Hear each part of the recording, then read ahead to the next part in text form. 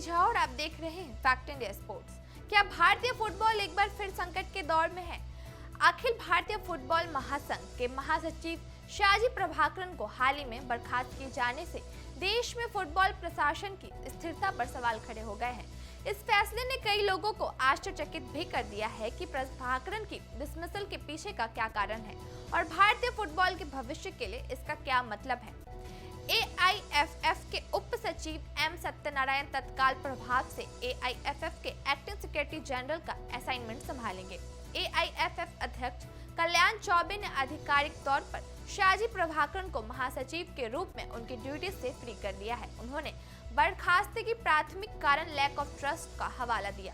शाहजी प्रभाकरन ने 3 सितंबर 2022 को भारतीय फुटबॉल प्रसारण के लिए एक नए युग की शुरुआत करते हुए हाई प्रोफाइल भूमिका ग्रहण की थी। हालांकि यह आशाजनक शुरुआत शॉर्ट टर्म थी क्योंकि प्रभाकरन का कार्यकाल अचानक समाप्त हो गया। चौबे द्वारा जारी समाप्ति पत्र ने AIFF के भीतर की गतिशीलता और प्रमुख हितधारकों के बीच संबंधों के बारे में सवाल खड़े कर दिए हैं। अध्यक्ष और महासचिव के बीच लैक ऑफ ट्रस्ट की प्रेजेंस AIFF के भीतर कामकाजी माहौल के बारे में चिंताएं बढ़ा दी है। यह सिर्फ चौबे ही नहीं है जिन्होंने आपत्ति व्यक्त की है, यहाँ तक कि IFF के कार्यकारी समिति में सदस्य में भी कथित तौर पर भूमिका में शाहजी प्रभाकरन के प्रदर्शन से डिसमिसल थे।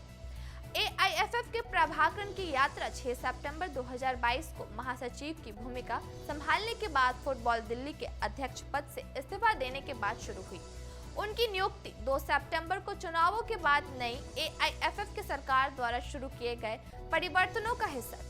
उम्मीद थी कि प्रभाकरन को अनुभव और नेतृत्व भारतीय फुटबॉल प्रशासन में सकारात्मक बदलाव लाएगा।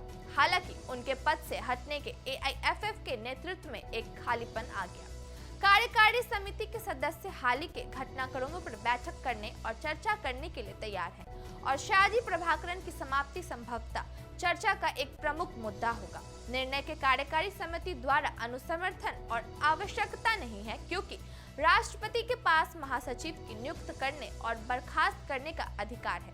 इस फैसले के बाद भारतीय फुटबॉल प्रशासन के भविष्य पर कई सवाल खड़े हो गए हैं। इस अचानक परिवर्तन के निहितार्थ के समझना आवश्यक है और यह AIFF के संभालना और आगे बढ़ाने वाली प्राथमिकताओं को कैसे प्रभावित कर सकता है। पिछले नेतृत्व में उपलब्धियों और असफलताएं आगे क्या होने वाली है, इसके बारे में वैल्यूएबल इंसाइट प्रदान कर सकती है। अभी के लिए भारतीय फुटबॉल प्रेमी और हितधारक बारीकी से निगरानी करेंगे। AIF इस बदलाव को कैसे संबोधित करता है और आगे का रास्ता तय करता है। AIF नेतृत्व के निर्णय और कई भारतीय फुटबॉल के भविष्य को आकार देने में महत्वपूर्ण भूमिका निभाएंगे और संगठन को उन सभी चिंताओं से दूर करने की आवश्यकता होगी जिनके कारण शाहजी प्रभाकरन को बर्खास्त किया गया है। AIF के गतिशीलता और कार्यवाही संभवतः भारत में फुटबॉल प्रशंसकों और सुपीरियर्स को रुचि के विषय बनी रहेगी। और भी स्पोर्ट्स से जुड़ी अपडेट के लिए देखते रहिए फैक्ट इंडिया स्पोर्ट्स।